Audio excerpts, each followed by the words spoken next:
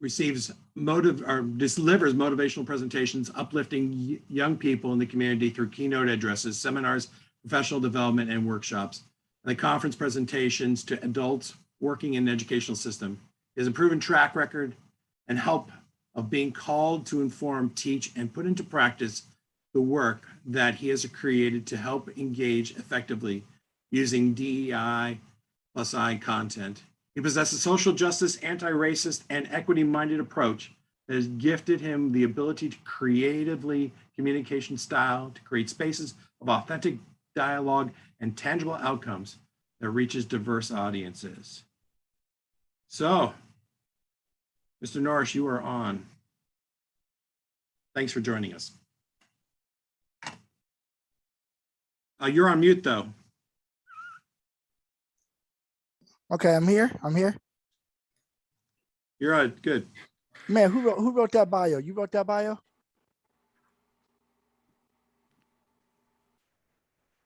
I'm giving bios. I don't write them. I think it was you. You wrote it. Was it me?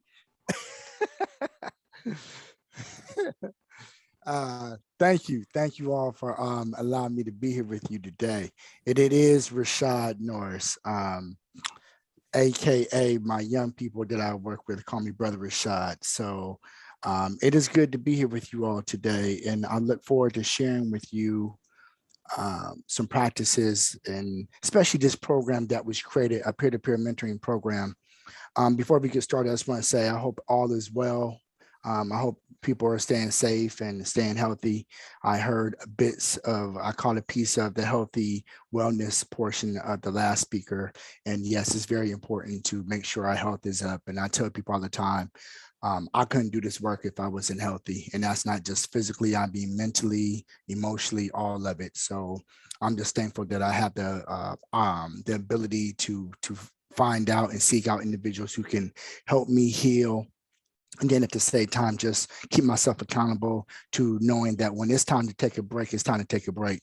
And I think the young people that I work with, our relationships that we built has allowed me to be able to come so authentic with them when they know that Brother Rashad may need that break. So everybody just take a break when you have to.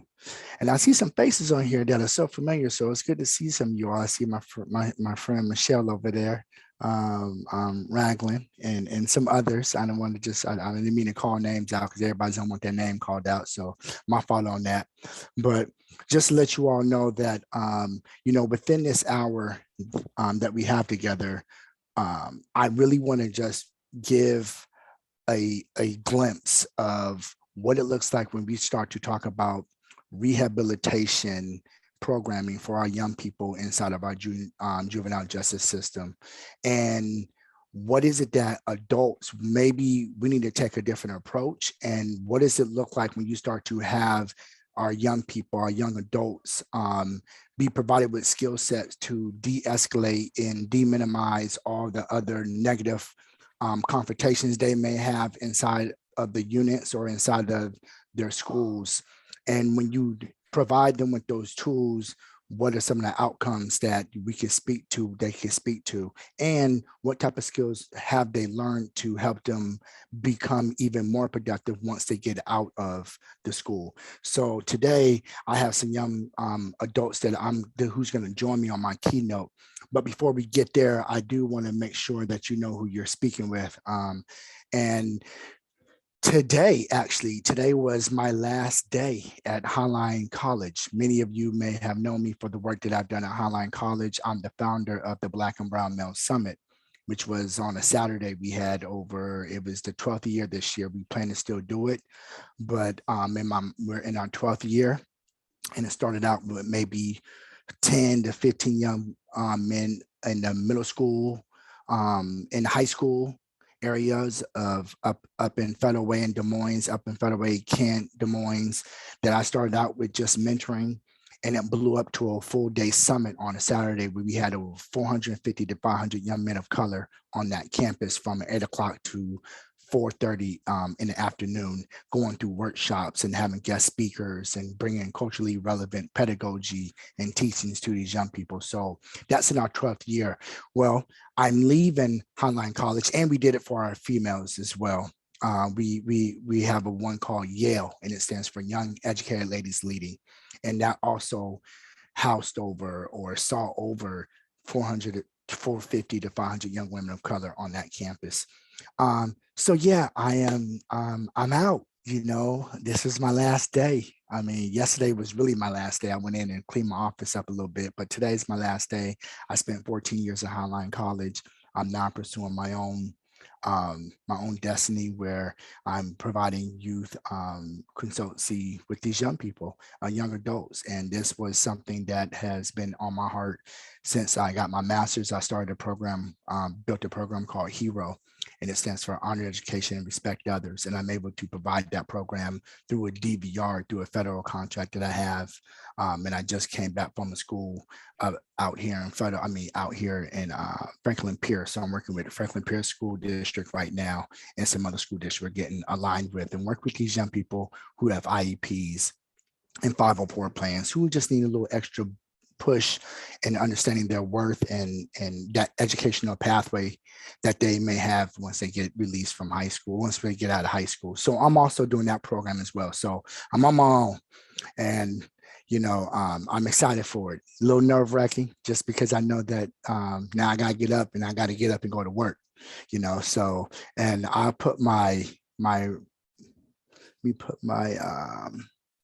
website in the chat so you can take a look at that as well. So without further ado, once again, thank you for allowing me to come here and speak with you today. I'm hoping that you all did land acknowledgement. Hope you all pay respect to all the land that we are all occupying.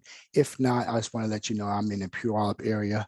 I'm occupying or not occupying, but I'm residing on the land that was occupied on the Puyallup tribal land out here. So I just want to make sure I give my dues respect. And you know, in saying that, there's so much going on right now with our young people.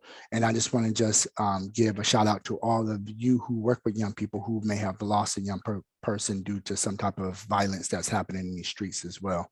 So my condolence goes to you. So the program that I was introduced to, it's called M.A.D.E Men, and it stands for Making a Difference Every Day. And it was brought to me from a young gentleman that was a resident down at Green Hill. And the state came to me with it, and this young man came to me with it as well. This was an idea that he had, that he wanted to put together, that he saw the need for. And I don't want to take too much of why he thought of this, but I definitely want to make sure you all know that this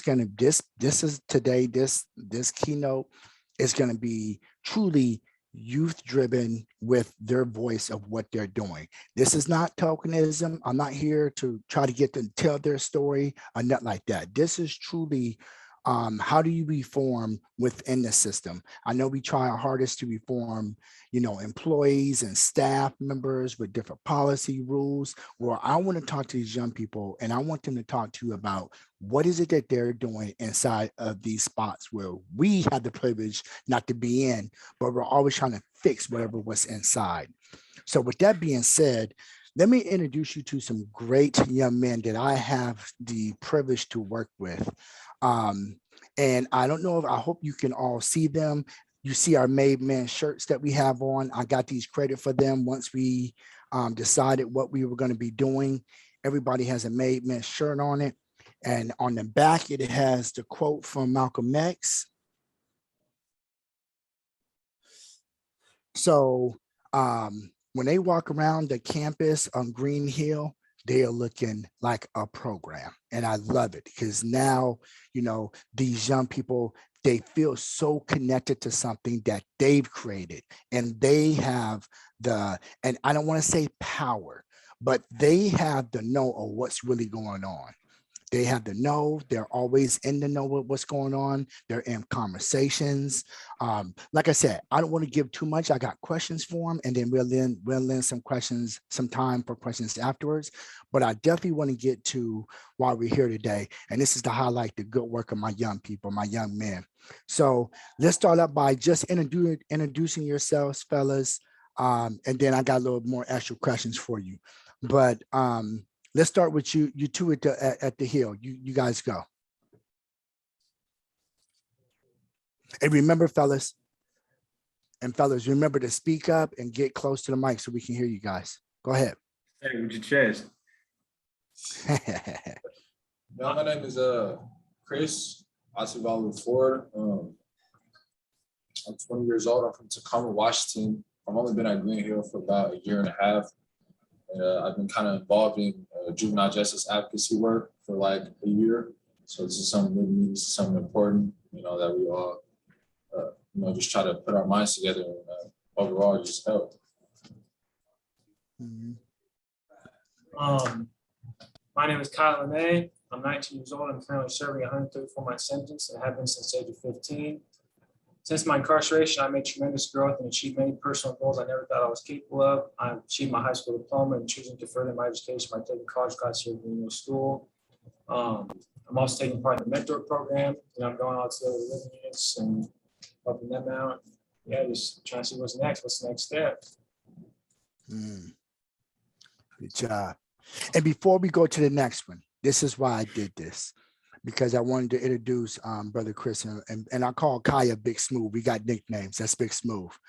But orchestrator to get this all going, someone that I'm so proud of, just to see the transition from where he was at to where he is going, not where he's at now, but where he is going is I'm just proud to see. So you go ahead and talk about, why are we here today, Brother Muhammad? And you go ahead, man. Man, first and foremost, man, I want to make sure I put my people first, man. Kai, Chris, how you guys doing, man? You guys doing good today? Hey, man, we're doing blessed. We're blessed. Another day in paradise, brother. Love you guys, man. I love you guys. Both keep doing what you're doing. Brother Rashad, you doing good today? I'm ready for this, man. So my name is Muhammad Selavic. I've been incarcerated since I was 17 years old, since 2014. I got sent up on 8 felony charges.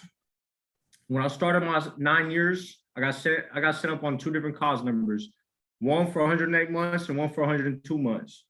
I looked at this sentence as like a life sentence when I started my time. The person sitting in front of you today was not the person that came in. The person that came in was running his head through walls and you name it. I didn't care. I wanted to do a life sentence. I wanted to spend the rest of my life behind bars, and that was good in my mind because of the life that I was leading. I thought I lost the opportunity first time I was at Green Hill School. I got kicked out. I was one of the first people to get kicked out in a long time. Gotten over 47 fights. I went to prison. I was involved in gang riots, gang assaults. I have 3 years and 9 months in IMU, 23-1, where I sat there by myself and thought about a lot of things. Thankfully, one day they came back and they told me I had an opportunity to come back to Green Hill School. I had all these ideas running through my head like this is mind-blowing. This is something that I never thought would ever happen again. I thought they were playing with me. I said, you're gonna let me, the person who raised hell and messed everything up at your place, come back? Me knowing that I had changed at that time and point, I had dropped out, I stopped gangbanging. I got my GED at Walla Walla IMU South. I started taking college classes at Airway Heights. My life was changing, everything was getting better, and this was a blessing coming my way. So I sat there and I said, how can I make sure I secure this? I created a presentation. When they came to see me, I was the only one in Washington State that did a presentation for the board that came to see us. And thankfully, about 3-4 months later, I was accepted. Due to COVID and all that kind of stuff that started happening, the timeline to get me all the way through was a little bit longer, but it was all right. Once I finally got to Green Hill School, from the get-go, I could tell it was different. Back in 2015 and 16, you're not walking around these halls looking for an education. You're looking for the next person you're going to attack. You're looking for your next high. You're looking for the next place you're going to go and just kick back and relax. When I finally came back, I can thankfully say after 4 years of being in DOC, that place is a blessing. Green Hill School turned into something full of education, opportunity, something I never once thought would happen. I always had a dream once I changed my life that maybe I could take my own actions and my own knowledge that I gained from those actions and help someone else learn what I learned without them having to go through what I went through to learn those things. But how was I going to do that? I was just me. I was a small fish in the ocean, you know what I mean? I went to Jennifer Redmond, the superintendent at Green Hill School. And I presented her the idea of peer-to-peer mentoring and having a program that was made by us for us. And she was all for it. She got right behind me. She said, go ahead. I'm right here with you. I got you. She helped me the whole way through it. And then they blessed us, Brother Rashad. And let me tell you, when Brother Rashad came in, there had already been a few people before him that we said no to. They had to go. They weren't with it. Their heart wasn't in the right place. They weren't consistent. Brother Rashad knocked that out the park. The thing that we want most is consistency. Without consistency, we don't want to hear it. Our whole lives, we've grown up hearing a lot of things that just didn't make sense. It always fell through. Always like, oh yeah, maybe. No, when Brother Rashad said something, it was there, it happened. That's what it was. We grew this, our meetings, they weren't meetings where like people were like, damn, gotta be sitting here right now. There were meetings where people were engaged, people were learning, people wanted to be there, people were happy to be there. Then you put this shirt on our backs and we're walking around smiling all day. What that does to your mental state, you have no idea. Because if you look good, you feel good. If you feel good, you do good. And that's real. That's real right there. You know what I mean? It's a trip. It's really a trip how deep this can impact that. But getting behind this program, we had the idea of, okay, now we got peer-to-peer mentoring. You know what I mean? The vision was us helping each other because so many times we've had to rely on staff. And at the end of the day, our answers are always some kind of computer generated answer. You know what I mean? Something we're like, oh, we'll get back to you. No, we didn't want that. We wanted someone that's been through that and we want to go help our people. This in no way, shape, or form is a dropout program. Nothing like that. You can do good doing whatever you're doing with the right way. We can just show you how to do it, how to better yourself, how to build yourself, and how to get farther. My favorite lesson that Brother Rashad taught us was about implicit and explicit biases. Now, let me tell you, when I learned about that, that blew my mind apart. I didn't know. I sat there by myself for hours thinking like, wow, I got some issues.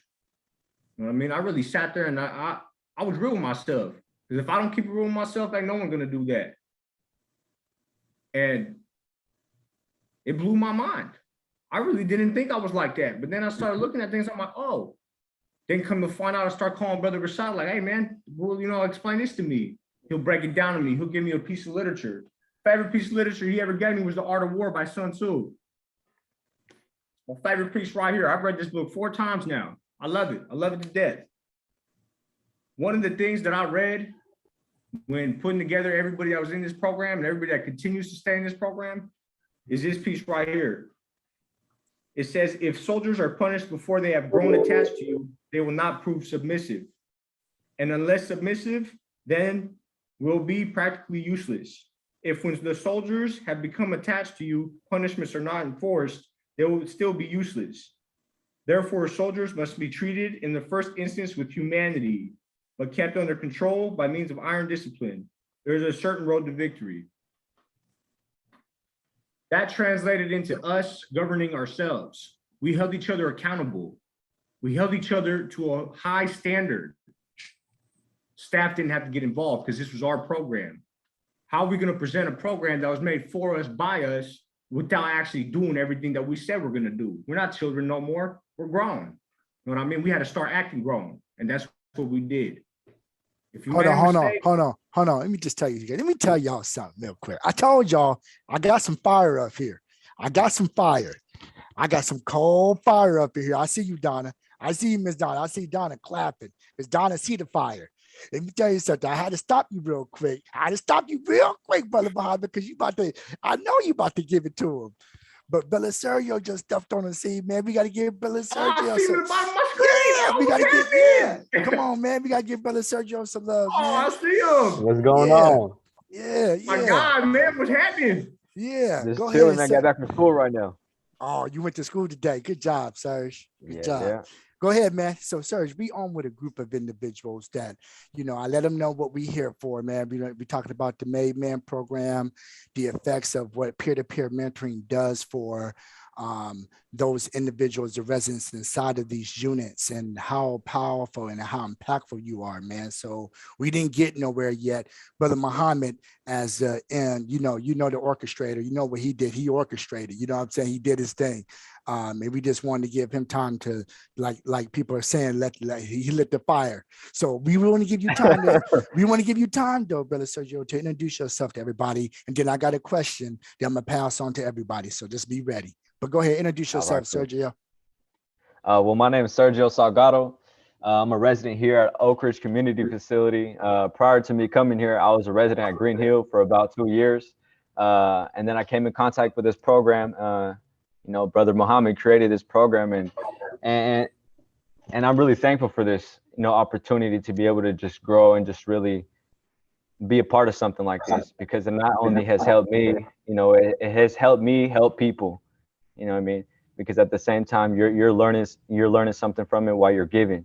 But I'm 21 years old. Well, I'm about to be 21 next month. I'm serving a sentence of 8 years. I still got 4 more years to go. But I'm here at the group home. I'm ready to get it. I've been here for about a month, so I'm ready to just go and get it, man. But while incarcerated in Green Hill and incarcerated in general, I received my high school diploma. I have 50 college credits. Enrolled in college right now with the pre-apprenticeship program for manufacturing at Bates in Tacoma. I'm from Seattle, Washington. I grew up there, born and raised. I went to Denny Middle School. I went to the interagency academies over there in Seattle. And all that, I've came a long way as an individual. I got arrested when I was 17 years old. And I used to be involved with a lot of stuff out there, man.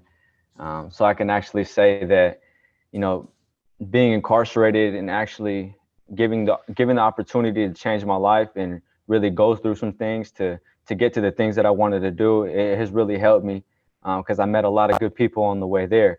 Brother Rashad, Brother Muhammad, Brother Kaya, Brother Chris. I have learned a lot about networking. I learned a lot about communication. I had to grow up fast. Most of us had to really grow up fast. So I'm just thankful for this experience in general, to be able to be a part of something like this. Man, let me just say this to the attendees. What happens is I go in once a week for 5 weeks, and I do a 2-hour class with the mentors. And we go over different topics, always stemming from implicit to explicit bias. We go over microaggressions. We go all the way up to toxic masculinity. We go from effective communication, de-escalation skills from the DBT. I have a module that I take them through, and they sign off. They become mentors. They go into the units. They have the opportunity to do 120 hours for however long it takes. But when they get done with the 120 hours, they turn their timesheet in, and I pay them for that time. So they are getting paid. They're actually getting paid for this as well. Like I said, this is what they want to do. I'm getting them prepared to be mentors. I'm getting them prepared to be community advocates, youth advocates. I'm getting them to be prepared for effective communicators, great relationship builders, people who want to build relationships with them. So it all is an encompassing type of program where, I want them to tell you the things that they've learned, and what is that strength behind peer-to-peer mentoring. And each of them have a role. And the roles are usually passed down. When Muhammad was there, Muhammad was actually the COO. He was that person who created the program. When he left, we had a passing of the torch. So we had to have somebody in those units that I can keep talking to, that I can always reach out to. And that became Sergio. So then Sergio and Kaya were the ones that I was reaching out to because Muhammad had now been released. So till this day, Sergio's been released and I still talk with Kaya on a daily basis. And when I tell you guys on a daily basis, my phone already has Kaya in it. And like I told you, I call him Big Smooth. So I am in right when it calls, when it rings, I pick up. I know it's Big Smooth. And the same thing with Muhammad. I still talk to Muhammad. I still talk to Sergio. I see Sergio every Thursday. I don't see Muhammad because Muhammad's balling right now. We'll go to, that's a whole nother situation that I would love him to go into. But Muhammad's doing some amazing things in the community, and the skill sets that he's gained and how they've been so well received and implemented at his work. We'll talk about that.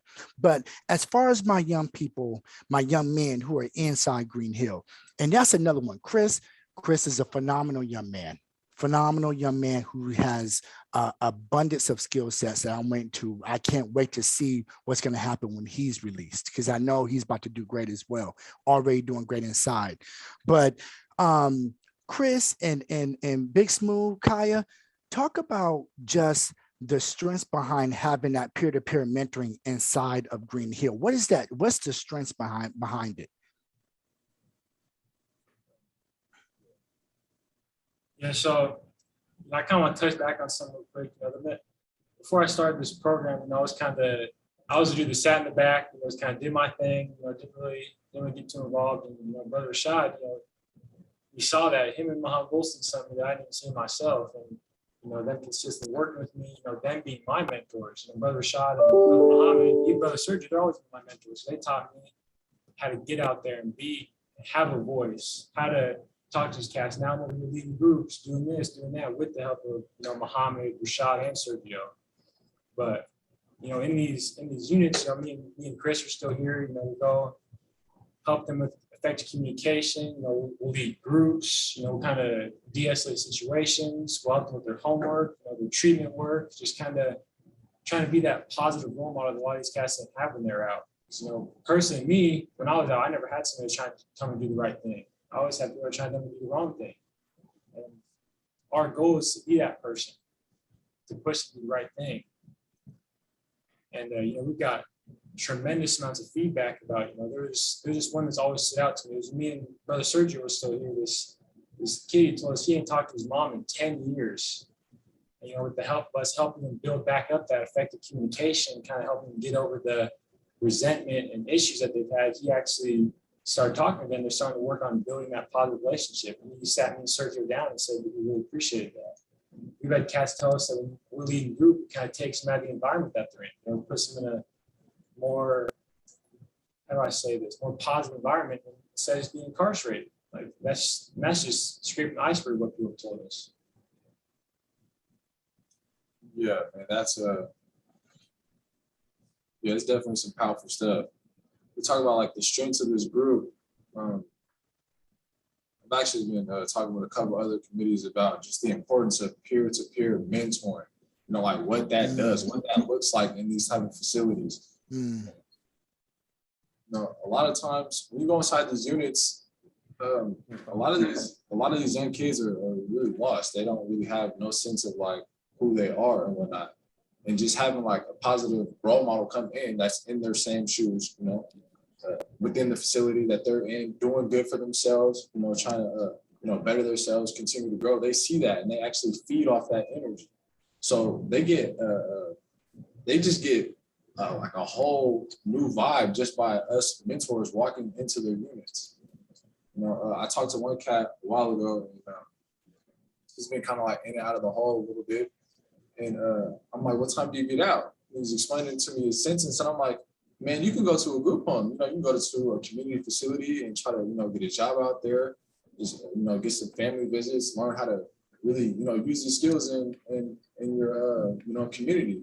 He was like, I never really thought about that, homie. I've just been, doing my time, just you know, with all the bros and whatnot, just getting into fights, getting into riots and whatnot. And I had to kind of explain to him, I had to kind of break it down, like, what do you want? You know, at the end of the day, you've done all these things, you went through all these things, you are who you are, it's made you stronger, but at the end of the day, what do you want?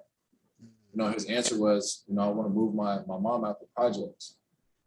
We kind of came up with little small steps, like, how could you do that? You know, like, what does that look like? You know, what is going to get you to move your mom out the projects? And then once we kind of got those steps established, I told him, I'm like, okay, now you know what you want to do. You know where you want to go. Now, anything that doesn't align with these steps that get you there is irrelevant. I had to kind of be that like voice of reasoning to him. So whenever I go into the unit and I see him, I always catch up on him. I always get up there like, what's up? You still planning on going to that community facility? He's like, man, I've been working on it, trying to talk to Compton right now. It's always positive feedback when I go in there. But just our presence, sometimes like other residents just seeing a positive role model that is doing good for themselves and trying to better themselves, it's just, it changes the whole entire environment. I love it. I love it. Sergio, what you got for me? What would you say, Sergio? What's been some of the strengths around having that peer-to-peer mentoring? What did you pick up from that? What did you get from that? I mean, some strengths, there's a lot of strengths about it. Yeah. Really, like I said before, it helps you as an individual and at the same time while you're helping people also. But there's a lot more to that. You know, it's you learn how to understand people. You learn how to really read a situation. You really learn a lot about a person, you know, especially in that type of circumstances, you know, being behind that cell, you know, being in a facility, you know, you don't really have nobody to talk to because there's a stigma, you know, behind that whole culture that can't really talk to nobody. You can't really open up to nobody like that. So like, I mean, I enjoy this role because it allows me to connect with people. I'm a caring person, you know, what you have to say, you know, matters to me because I know somebody would, you know, do this. I would want somebody to do the same for me. And so that's the key. That's important to me, you know, because just building relationships and building rapport, you know. Good. And then, you know, as we move forward with what we're doing on campus with the peer-to-peer, what did you see, Muhammad? What was that thing that really struck you to say, you know what, it's time that we look at having some type of peer-to-peer mentoring on campus? The biggest thing for me was having someone with lived experience. I knew back in my day, if I had someone that could help me out and someone that had been in my footsteps, you know what I mean, wore the same shoes, stuff like that. And not necessarily am I saying that you have to have done what I've done, you don't. But people are more likely to talk to someone who is similar to them. So back in the day, this wasn't allowed. You weren't allowed to do none of that. I did it because I got tired of seeing my people suffer, go through the same cycle, and have no opportunity at changing until it was 20 years too late. The biggest impact is definitely going to be the fact that you have someone with lived experience sitting there helping you through everything and making it. It's about being successful behind these walls and being able to smile and think of something outside of these walls. That's where you got to change the mindset, is to get it from, you got to think outside the box. You know what I mean? So that's the biggest thing for me, was helping each other. That's what me was, and that's what, to this day, I think that's why it's so successful. I think that's how we reached an all-time low of violence at Green Hill School, also known as Gladiator School. We reached an all-time low of violence in April. That's unheard of. So. If you don't mind me asking, I know we have great sessions. So all the attendees, our sessions are beautiful. You know, we're bringing in culturally relevant foods, bringing different foods from the community.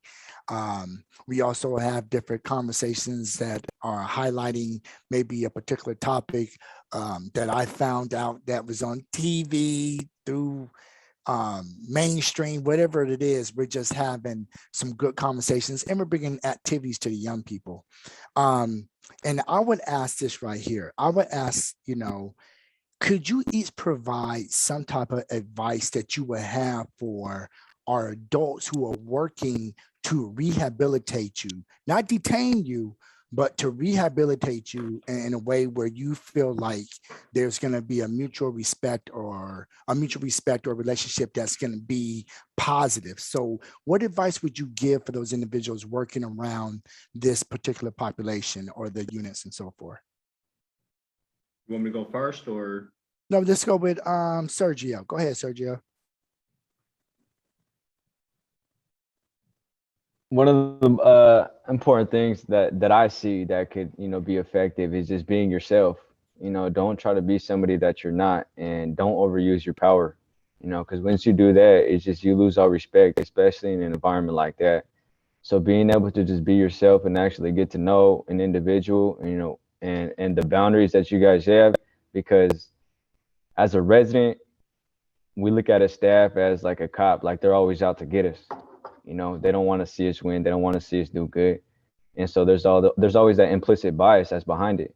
So being able to, uncover that and actually, build a relationship and be able to and connect with them and actually see, what you can help them with, instead of saying like what's wrong with you, asking them like what happened to you. You know what I mean? Because a lot of that over there is just not really, I wouldn't say it's not beneficial, but a lot of staff over there, they go there for a paycheck. They don't go there, to help you. So being able to always also be purpose driven and just give what you have to offer in the long run.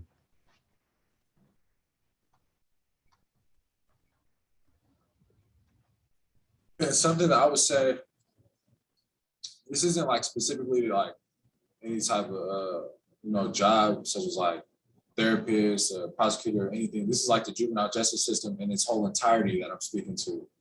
Let us please not put a cap on our young people's rehabilitation, because I often see that all the time. Right now, I'm trying to create a project that can kind of help relieve that. Right now, what I'm kind of seeing is like, we tell our young people like, oh, you can go to school, you can do this, but this is as much as we're going to allow you to rehabilitate. Because of your mistake, you can only rehabilitate to this point. And by that, I'm saying like, such as like YLP offenders, like juveniles that were tried as an adult. So they're under the jurisdiction of DOC, but yet their house is JRA. We're calling them juveniles, but yet we still hold them under DOC jurisdiction, which is like a double standard, saying that yes, you are juveniles. Yes, what you did was a mistake when you were a child, but you cannot participate in this because you were a child as an adult. You know what I'm saying? Once the state had to like acknowledge the adolescent brain development, and then we put a cap on how much our young people can rehabilitate, it's kind of like, how are you going to stop someone from growing when they're not even done developing mentally? So that's my biggest thing. I'm talking to the juvenile justice, system as a whole. Yep. As a whole, just please, let's try to find ways that we can allow our young people to rehabilitate above and beyond what we expect they can. I like it. Go ahead, Kai. Yes, some advice I want to touch on is, I've been locked up since age of 15, and I'm 19 now, I'm about to turn 20. And the biggest things I've encountered is there's been a lot of staff that have, thought differently of certain people because of their crime. A lot of people read our files and instantly think that we're who we are on paper. Any of us doing bad on paper, but they don't really know who we truly are. I mean, I'm not, some staff maybe have had some negative, some bad happen to them or the family that could kind of, they could relate something like that. They could hold that implicit bias towards them. A lot of these residents, they just want somebody to care. A lot of them grew up with not having that, like I said earlier, that support system, that positive mentor is kind of being out there to help them get through it. Kind of like Sergio was saying, don't say what's wrong with you, but what's going on. Good, thank you. Go ahead, Mohammed. The best advice I can give is there's no algorithm. There's no numbers that you can plug in to make anything work. Every individual is unique and every individual is different. You know what I mean? So going to school for all those years, I respect education. I love education. I'm all about education. But when you enter a relationship with a clinical point of view, it's going to get shot down. Authenticity will always win. If you come in genuinely yourself, you will make a lot farther in this field than you will when you approach me with a piece of paper and a pen. People will shut down and people will not want to talk to you. Be proud of your education and hold it close to your heart and use it. But now also be aware of your surroundings. You're dealing with people who have been traumatized in their past, who have dealt with nothing but liars, and people have always tried to get over on them. Times have changed, and the only way that we're going to be able to help each other is if we're both authentic with each other. Without that, there's no movement. We'll be stagnant and we won't get anywhere. Good. And go ahead, Kai. Just want to add something else real quick, though. Should I kind of Yeah. touch back on what Chris was saying? You know, there's that cap on how much we can be rehabilitated. And with the YLP offenders, some of us, we've been locked up from young, we're serving several years. Some of us serve 15, 20 years. And I don't really think they're preparing us too much to get released to the community. You know, if we don't get out for our 25th birthday, they're just getting us ready for the DOC. They're not getting us ready for the streets. They're not teaching us how to hold credit cards, bank accounts, loans. They're not teaching us any of that stuff. They're more just getting prepared for the next step to go to prison or just stuff like that. I feel like that needs to be a bigger focus for the justice system, is getting us prepared to be released. Good job. Good job.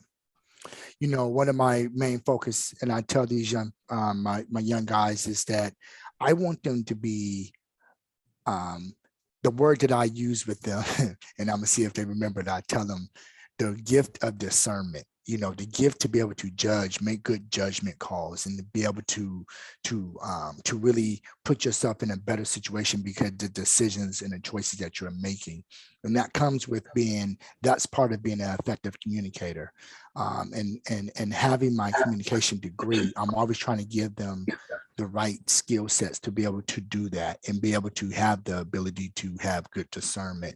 So, you know, when they're put into a job situation, they're able to go to work and be able to now utilize those skill sets that were given to them so they can see the benefits of what happens when you become very effective in communicating what you need and what you want and what you desire.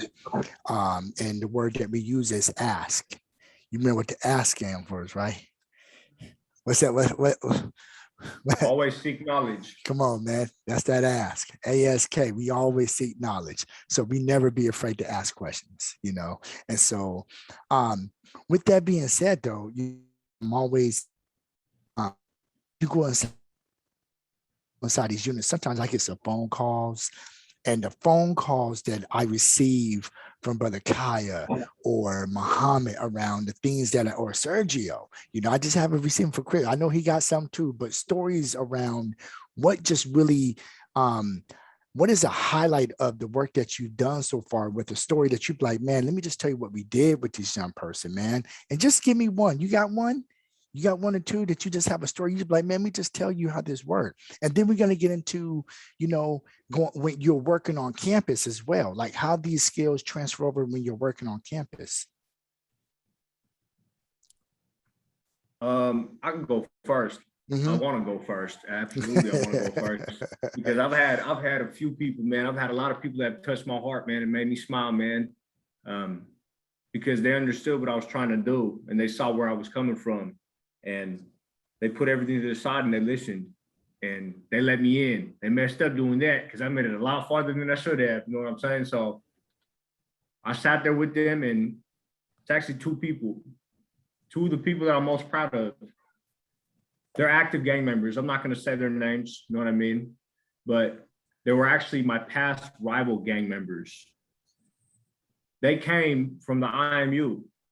They came out. They shook my hand.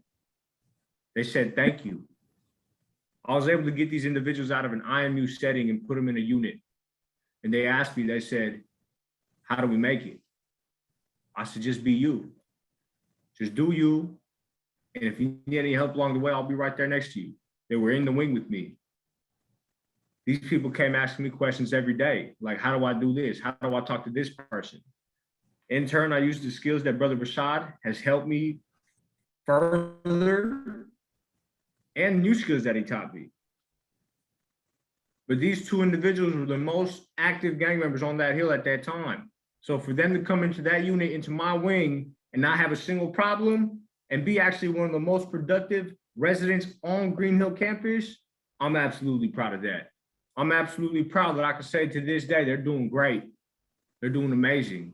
One of them actually just completed their new construction program. The other one's scheduled to go to a group home. These are things that they never thought were going to happen 3-4 months ago, 6 months ago. They were looking at going to the pen. So when I see that kind of stuff happening, you're damn right I'm happy about that. Believe that. Very happy about that. My guy Kaya, let me tell you that, man. That's one thing, man. That's all him. He's had this fire inside of him, man. When he's sitting there all quiet, he's listening. He's watching everything. And I saw that, man. He's somebody that wanted to help someone. He just didn't know how to approach the situation. But once that brother blew up and knew what was going on, let me tell you what, he's out there everywhere, killing the game. He's in every single unit, talking to anybody and everybody. He's putting himself out there. He's the lead right now at Green Hill School. My guy, Chris, you cannot stay away from this man when he walks into a room. When this man walks into a room, you have to go talk to him. I don't know why, but you got to go talk to him. You got to go say hi to him. I don't know why. Brother Sergio, he's right there with you. You got a problem, he'll solve it. And if he doesn't know how to solve it, he's going to go ask someone, hey, can you help me out with this? Because he always seeks knowledge. These are all things that we've been able to incorporate from the lessons taught by Brother Rashad. So very happy, man. There's a lot of people. I can start naming the whole list, but that's it for me right there. I'm gonna stop right there. No, you good. Go ahead, Chris, Kaya. What's one of these stories, man? Give us the story, man. Because peer-to-peer, this is important. One of their main message of this conference that you guys are speaking at right now is community is the answer, and it just continues to come up around, every community knows itself and has the tools and the talents for advocacy and positive change. You all have your own community, and oftentimes people try to come into your community and don't know really how to get inside of the community because they pushed their way through the community. They really forced themselves. But when you go in and you try to work with the community, you don't know, you just get the positive outcome. And I feel that that's what I've been privileged to do, is be able to come inside your community and really just, provide different strategies and different skill sets. But at the same time, I'm learning the community. And I just want to make sure we get positive words, or we get any type of story, anything that came out of your community, man. We want to look at your community totally different. That's what it is. We want to look at totally different. So Chris, share with that positivity, man. Share something with us. Me, man, I'm really big on culture. Come on. I love culture, and just realizing the beauty of it. A lot of us, we never really, realize the, importance or the beauty of our culture. Living in these, communities that are, gang infested, high poverty, drug ridden, all those things, that we kind of adopted a different culture that wasn't necessarily ours to begin with. And when I came to Green Hill and I started kind of doing more of this work, I wanted to shift the mindsets of, some of my peers. Like, why have we adapted a culture that was never ours? Why don't we take pride in show everyone our culture, where we're from, our real heritage, let's take pride in that. Let's take beauty in that. So when I go into these units, I talk that reasoning of, let's get rid of that gang culture and, actually push our real culture. And I've actually been seeing a lot of that, a lot more of that in the units. They just did a thing for Indigenous Peoples Day. They just went around smudging. They did a whole presentation in every unit. And that was actually in the unit that Kaya's in. They all took initiative and went to, every unit and gave that presentation. So my biggest thing is culture, man. That's the biggest thing that I've seen, with this work. I've seen a lot more peers, a lot more residents, decide to actually get more in depth with their culture.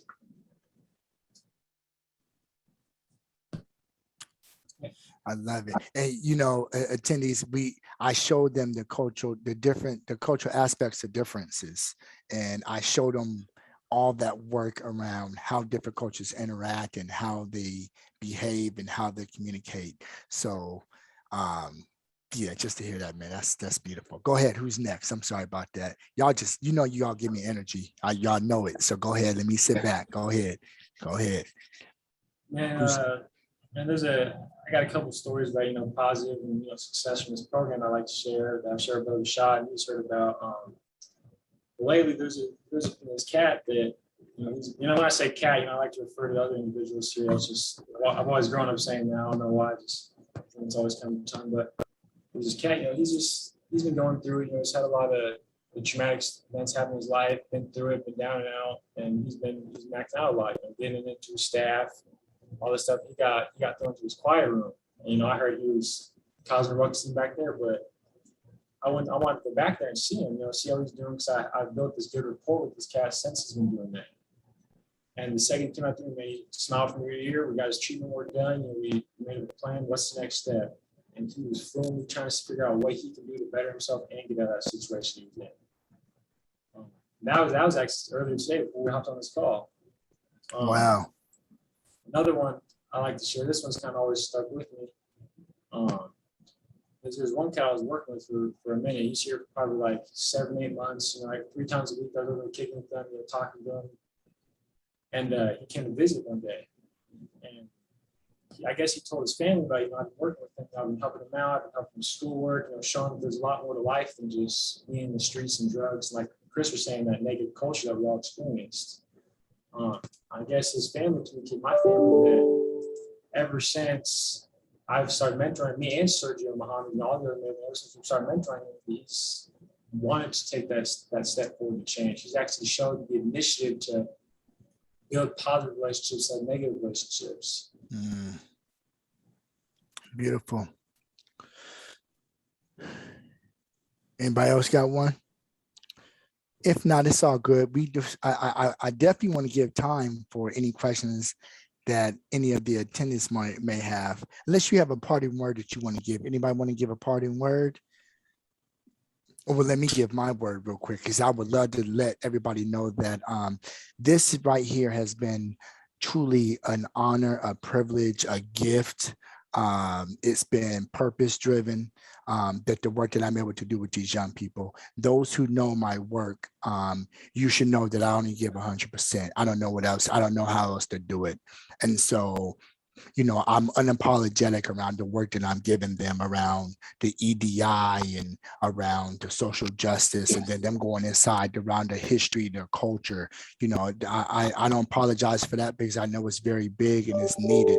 And I think everybody gets this work, and they need this work. So when I give them these skill sets, and it always warms my heart when I get that phone call, or I see them the following week and they tell me something that has happened that has been very responsive to the other residents.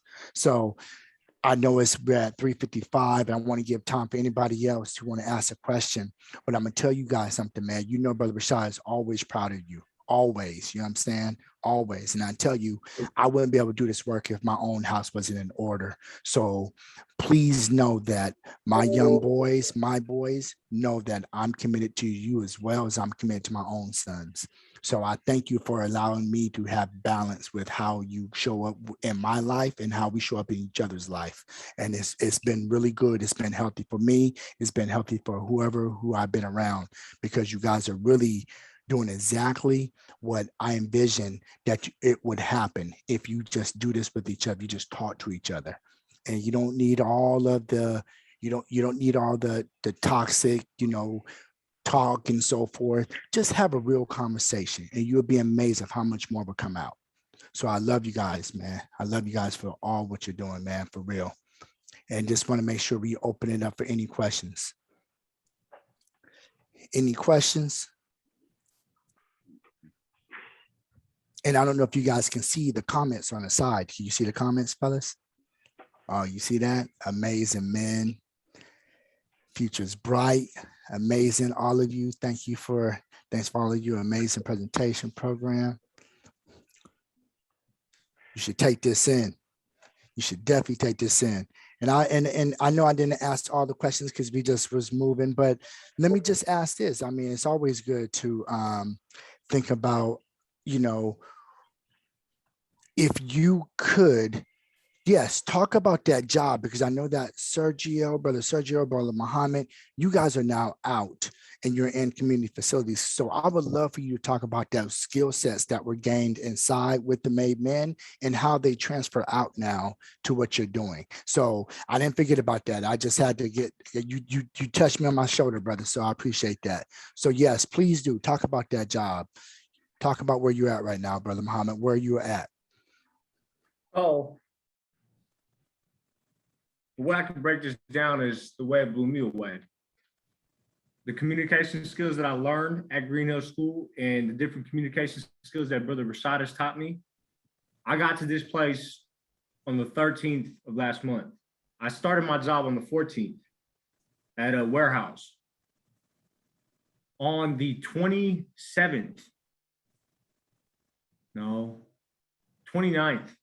I was approached by the head person of world-class distribution, and I was promoted to supervisor. So now I'm in charge of 120 people. I'm a dry production supervisor.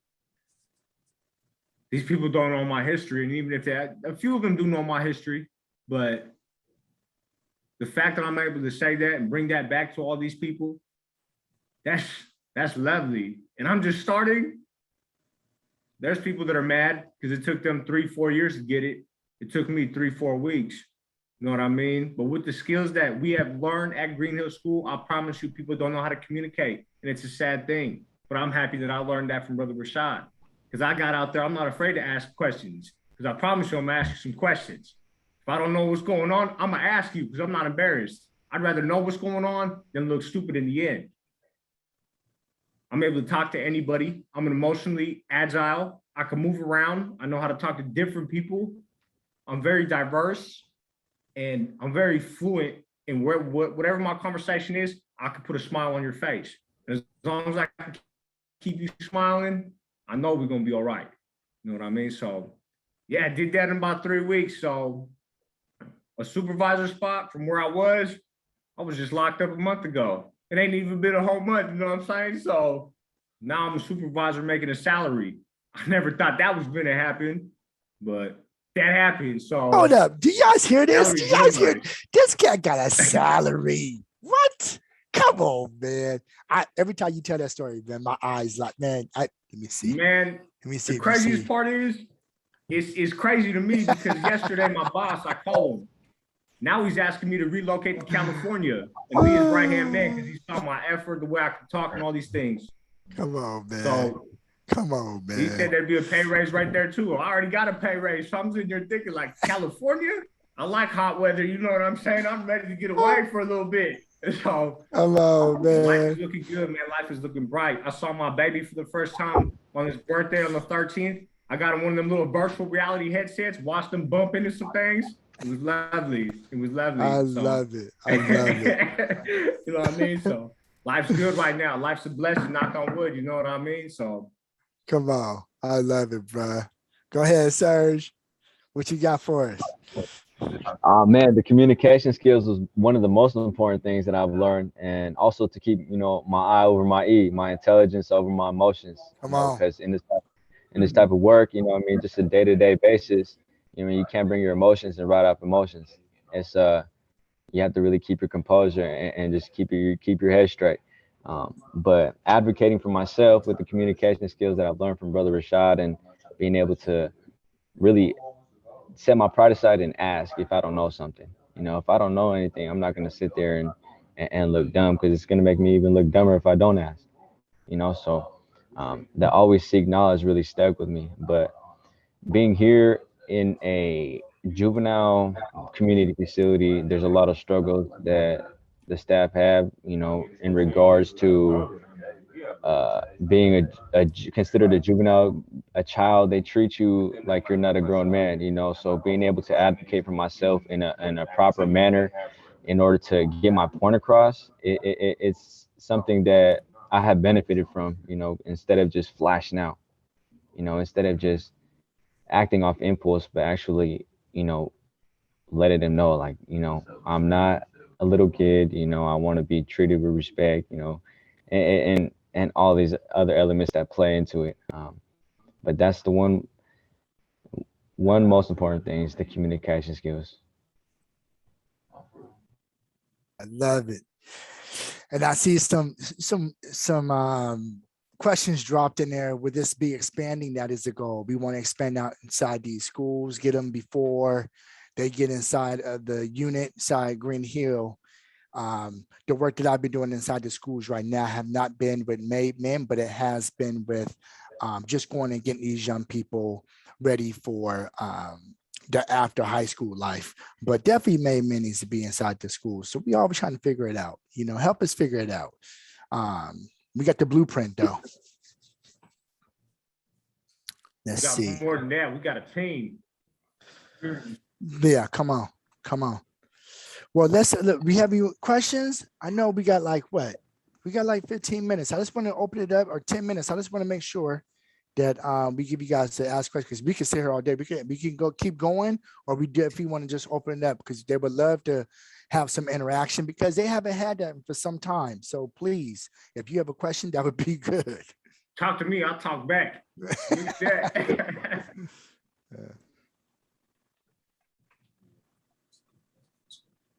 You guys want them in chat, or should people just unmute, shout them out?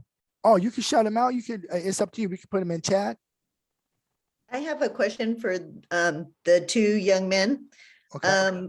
The one quoted at the end of the day, what do you want? And I think that's my question for the students that I meet in the future. At the end of the day, what do you want? My question for you is, one day you're going to be in the same situation as Muhammad and Sergio. So at the end of that day, what do you want? What do you want to be? What do you want to do? Yeah, like I said, kind of on culture, I love my family. You know, so just given that opportunity, I would want to make my, you know, my grandmother proud. You know, show my little brother that, you know, his brother didn't, you know, leave him unattended so long for nothing. You know, that it all paid off in the end. You know, I want to show my sisters that, you know, I can be, you know, an outstanding uncle to their children. Those are the type of opportunities that I want to take advantage of. Just be the best me. That's what I want to be at the end of the day. I want to cultivate all the skills that I have. And man, so many people tell me that my future is bright. You know, that there's so many things ahead of me, and I just want to obtain it. You know, I want to get there. That's what I want to do. Yeah, what I want at the end of the day is, you know, I want to be able to have the privilege and opportunity to keep doing this work. You know, kind of like Chris was saying, I want to be able to be that positive model in my family's life. It wasn't. And, you know, I took my family for granted when I was out. I didn't see what they were trying to do. I only see, you know, I was with the homeboys doing all that. I didn't see the true greatness of my family actually trying to pull me out of what I was going through. Yeah, that's all I got. That's good. That's good. If I could speak up, this is Commissioner McInvale, and I Commissioner, wow. Commissioner, yeah, I just spent 2 years at Raymond Hall. And one of the things I had to do was often send young people to JR. And, you know, you talked about having futures bright. You've made all of our futures bright, Brother Rashad, and all four of you young men. You are an absolute inspiration. And I will tell you, there were plenty of days when I had sentencing calendars where we had all kinds of tears in the courtroom. They were horrible days that I hated more than anything. And to hear and see what you're doing just absolutely makes my heart sing. And I'm so proud of each one of you, and I'm so grateful to all of you, as well as Brother Rashad. Please keep up the work and spread it. Thanks. Appreciate you. And I see that we have in the chat, do we do any youth workshops online for youth currently in detention? Yes, we do. I brought these young men out. We done presentations out in Eastern Washington at Benton County with some young people. We also have in lines to do some more out that way. If we have another, we have a contact in Snohomish County, I believe. I think that's right, right, Kaya? Yeah, that we're trying to work on as well. And so I'm trying to get it in schools. I'm trying to get them really, and this isn't, and once again, because I'm so against this, and I show these young people this around tokenism. This is not tokenism to all my attendees. I really want you to know that. These young men right now, they're showing their gift and being able to communicate. They are growing. They are growing. And how you avoid tokenism engagement, young people, I showed them this. And I told them that that would be the last thing that I would do with them for Brother Rashad. I'm not only giving them the platform, and I didn't ask them to tell their story. They're telling you what they've learned and how they're pouring out to other people. And at the same time, I am paying them for their services. So they're not just gonna sit up here and talk to us and we get these contracts and then they be the main speakers. Believe me, they are getting paid. So I always want to let that be known that, and they trust me, I trust them. That's the type of relationship that we have. So we are ready.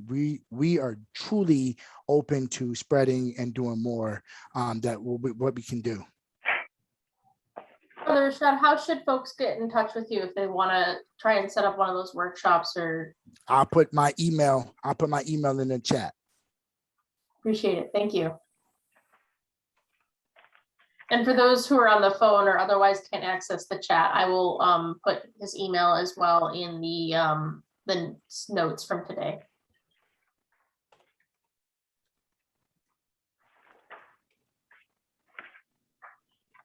Yeah, Hi, Brother Rashad. Yes, sir. We're right now. I'm in the Thurston County area, Okay. so just you know that. So. Yeah. So that's where we can do workshops and presentations. That's our relevant engagement. I know we can't come inside units, but we would definitely be able to do Zooms. We have no problem with that. And we just got to get the times. We got to get approvals. I know some of our young people, especially from Green Hill, we got to give approvals. So we have to be careful and and also abide by any type of rules that they may have. And so I just want to make sure that I get no one in trouble, even myself.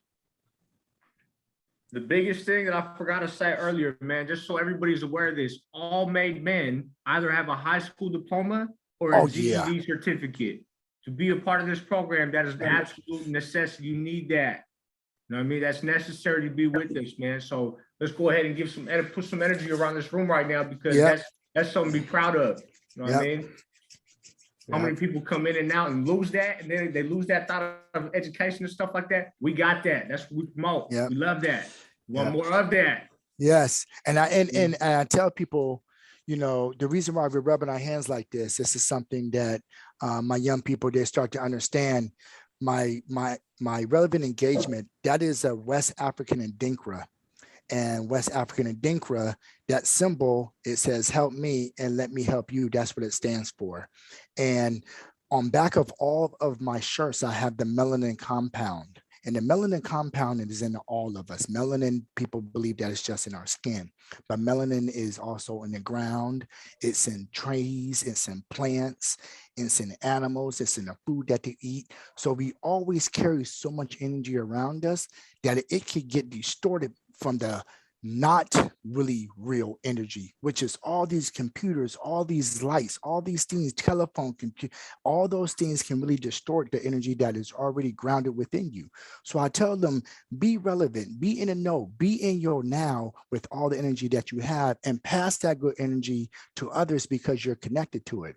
So that's what relevant engagement is. We are passing good energy to each other. So when you see us do this right here, we're passing energy to each other. That's all we're doing. And that's that symbol of knowing that, you know what, we're on the same page and I feel you.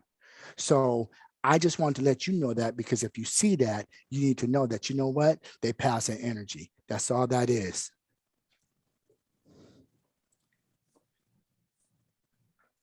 I'm like an Energizer bunny, man. Sometimes it just comes out though.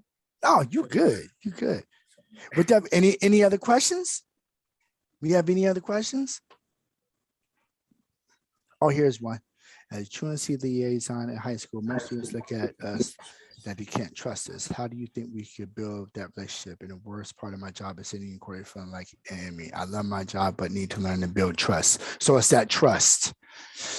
They say that most of the young people who are, in the truancy programs, I think you guys could read that. So how can they build that relationship? And then maybe that can come from you and I, because I know what I've done, and then you can talk about what would be helpful for you all. So go ahead. The biggest thing I can say about that is when you're sitting in those courtrooms, right? And when you're sitting there, how to build that relationship, are you identifying why this is occurring? Are you identifying what's going on in that student's life? You know what I mean? Are they really telling you what's going on? What's underneath that first layer? Because people can smile and say they're fine. There's that commercial where they put that little piece of that plate on there with the smiley face to say, I'm fine, but behind that picture, they're sad. Finding out exactly what's going on, if you can, you know what I mean? That'd be the most major thing, because if you enter a situation blind, you're just guessing, you're just throwing arrows in the dark, and you're gonna receive some pushback because they don't want to talk to you because you're a stranger. But as long as you show them you're consistent, you'll be able to get past that. You just have to stay consistent. They're gonna say some things you don't like. They're gonna say some things that might hurt your feelings, but stay consistent.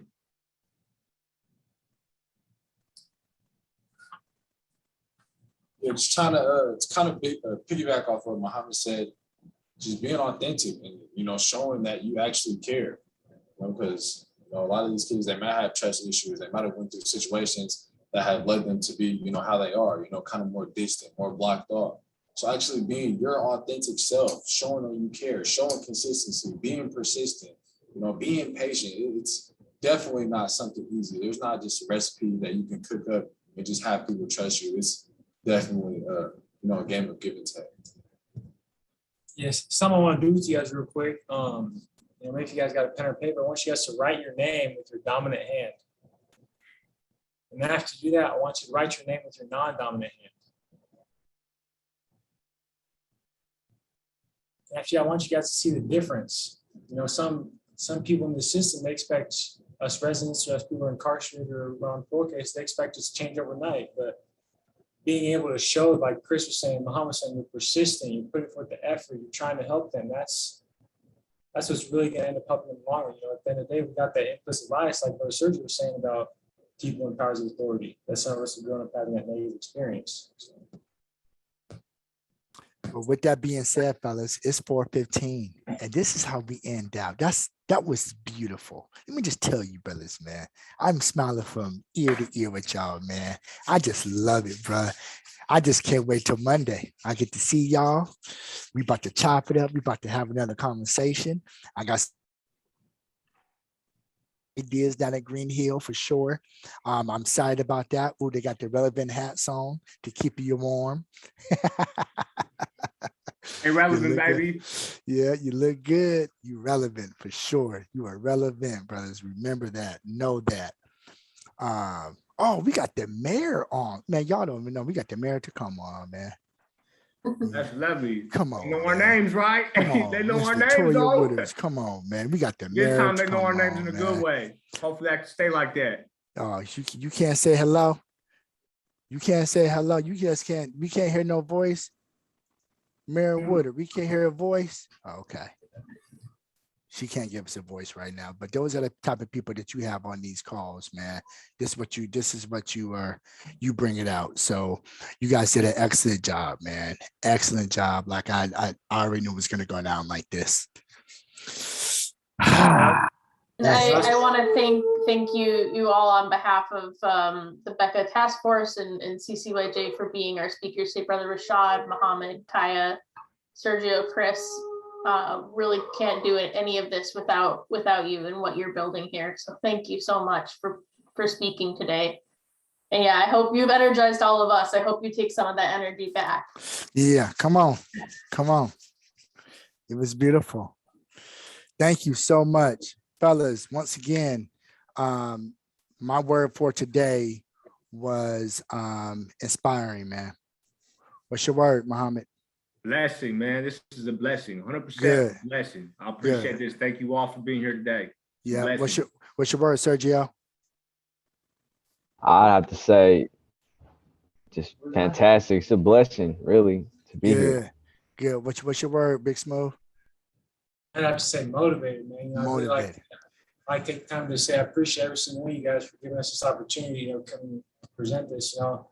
Yeah. It's kind of helped me better myself every time I do this, you know. Brother Rashad, you know, we got mad love for you, everything you're doing for us, you know, it's not everybody can replicate that. Muhammad, there ain't enough words in the dictionary to explain how much you've helped me out. Brother Sergio. I love my guys, it's all love. It's all love. Ain't ready for what I gotta say about Sergio. They ain't ready for that. But. Yeah. Well, go ahead, Chris. In us out. One word, Chris. Man, if I had to pick one word, it would have to be advantageous, man. Just trying to take advantage of every opportunity that we get, you know, just every opportunity we get to further ourselves and just, you know, better the environment around us. We're gonna take advantage of that opportunity. There you go. And to all the attendees, I want to say thank you for allowing M.A.D.E mentoring program, peer-to-peer mentoring program to be in your presence today. And thank you for listening. Love and respect to everybody, man. Y'all have a good night. Happy Friday. Have a good weekend. All right. Muhammad. I'm gonna call you, my guy. Sergio, I love you, bro. Chris, keep your head up. Sergio, yeah. Y'all tell everybody. All right, bro. You guys be easy, man. Yeah. Be easy. Good to see you. Good to see you, Chris. Way to go, baby. Way to go. Way to go. Today, when I was up there. Ellis, thank you so much. Ellis, Gina, thank you. I'm Lori. Thanks for coming, y'all. Yeah. Thank you. Thank you. Thank you. Yes, thank you. All right, brother Rashad, you have a good night. I'm gonna get at you and we'll call you. I know you will. Love you, brother. Yep, love and respect, man. Have a good day. All right. As folks are signing off, we'll be sending out resources next week that we spoke about today, all the resources from the talks earlier and Brother Rashad's email, all of those resources that were shared. Barbara, got any closing remarks? Sorry, I kind of stole the show from you. You're muted. I just want to thank everyone again for attending it. And I hope to see every one of you and more for the 19th Becca conference next year. Again, shout out to everybody on the Becca task force, Billy, Ellis, and Gina. You just did a phenomenal job as usual this year. This could not have happened and gone as well without your very, very hard work. And it's such an honor to work with you and Glenn, and the presentations today. What a way to cap it off. Absolutely wonderful. So thank you.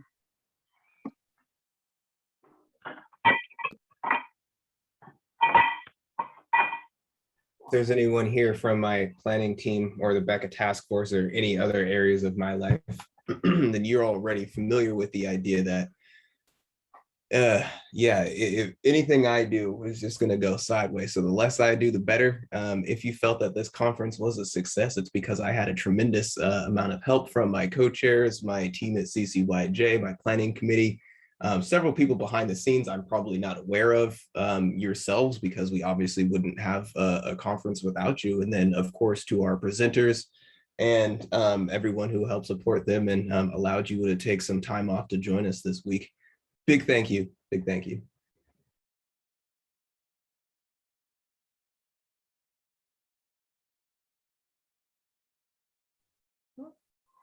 And I guess that's a wrap.